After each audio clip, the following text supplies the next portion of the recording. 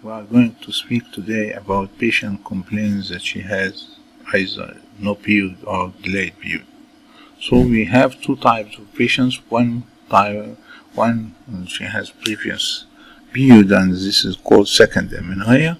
And we are introduce yourself and shake the hands of the patient and give you name and status, and then we start to discuss the information of the patient. What is your name? How old are you? And what is the nationality? And social status. And if she has any pregnancy before, we should record. And if she was using the method of contraception, we have to record. And then what is the blood group? And what is RH typing? And what is her job? And where she is living, and she has smoking or alcohol intake or addicts.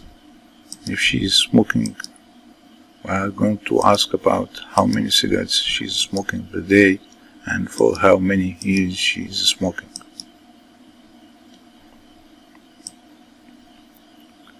Then we ask the patient she has delayed period for 3 months or more period. For how many this delay is less than 3 months or 3 months for 6 or so or 4 years.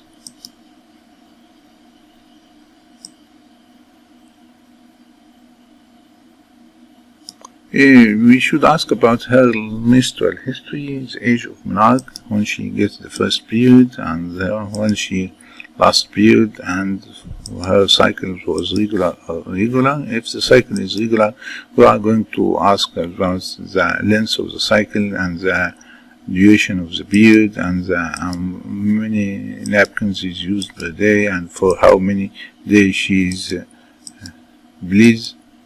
And if she have irregular cycles, this irregular cycle is coming every month or not, on the duration of the period each time, and the amount of the bleeding. And if there is excess hair in the face or the abdomen, or there is milk discharge in the breast.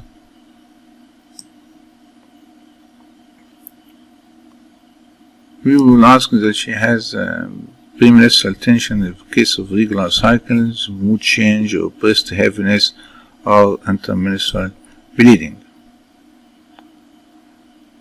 If patient has amenorrhea and she is old, we should ask about the symptoms of menopause, the hot flushes, and abdominal distension, abdominal bloating, and fatigue. طبعا we should keep the possibility of pregnancy. طبعا if the patient has amenorrhea and she is married, and we should ask about her obstetric history, for how many pregnancy and how many children, and then for how many years the last delivery, and how the past abortions, for how many years since that. We should ask about the obstetric history, and she has excessive bleeding and she has operation. She is feeding her baby or not feeding her baby after delivery. Had postpartum hemorrhage and breastfeeding, or had postpartum hemorrhage and no milk, and she is failed to feed her baby. She has postpartum hemorrhage and breastfeeding till now, or postpartum hemorrhage and no milk and failed breastfeeding, postpartum hemorrhage or post-abortive fever, or post-operations to control postpartum hemorrhage or abortion with fever, postpartum laparotomy to treat postpartum hemorrhage.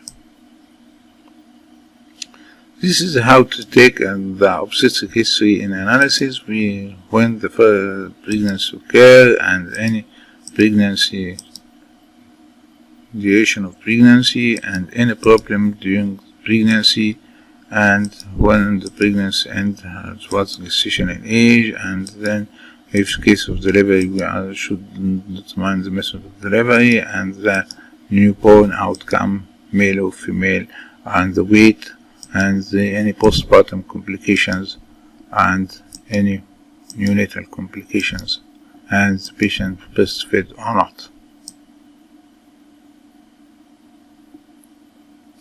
The patient notices any weight loss or not, and the patient also, we should ask if there is excess hair in the face or the abdomen or not, and then we should ask about change in the voice, or breast atrophy, change in the breast size, or change in the size of the clitoris, case of excess androgen.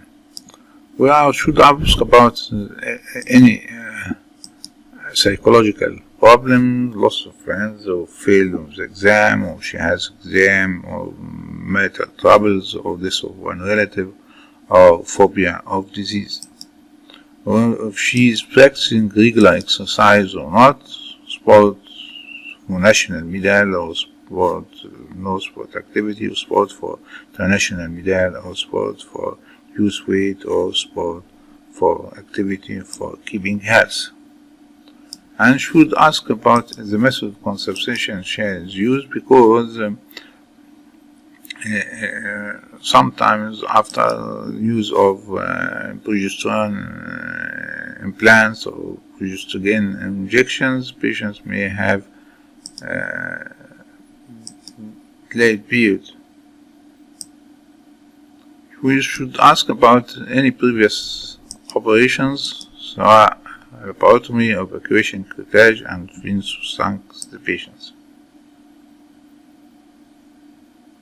We are going to examine the patients, general conditions, on pulse rate, and blood pressures, and temperature, and respiratory rate, and the hair distribution. There is hair in the face, or chin, or abdominal wall, or chest, abdominal wall in the back, and then we should look for the hand normal, or if there's fine tremors. In case of cytotoxicity, we should not look for the neck. There is normal or diffuse enlargement of thyroid or multinodular thyroid. We should examine the breast and see if there is any milk discharge from the breast or atrophy of the breast. We should do abdominal examinations, hair limited to mons pubis, or hair is extending towards the umbilicus, and we should notice there is abdominal swelling, or ovarian swelling, or uterine enlargement. And then we should do a vaginal examination by inspections, normal structures with circumcision or clitomegaly, and then we do speculum examination to see the normal cervix. Then we should do visual examination for cervix, sperm, posterior center, by manual examination to determine the size of the uterus and position of the uterus, and then the next side, the next is normal, there is fullness in case of bilateral polycystic ovary, there is ovarian cyst in one ovary, or large ovarian tumor, or solid ovarian tumor. Also on the Douglas pouch, it is either free, or sometimes there is ovarian cyst. So at the end of the case, and the majority of the patients having secondary amenorrhea will not find any abnormal finding on the examination, and this is normal, and so we have to investigate for the cause of the delayed period.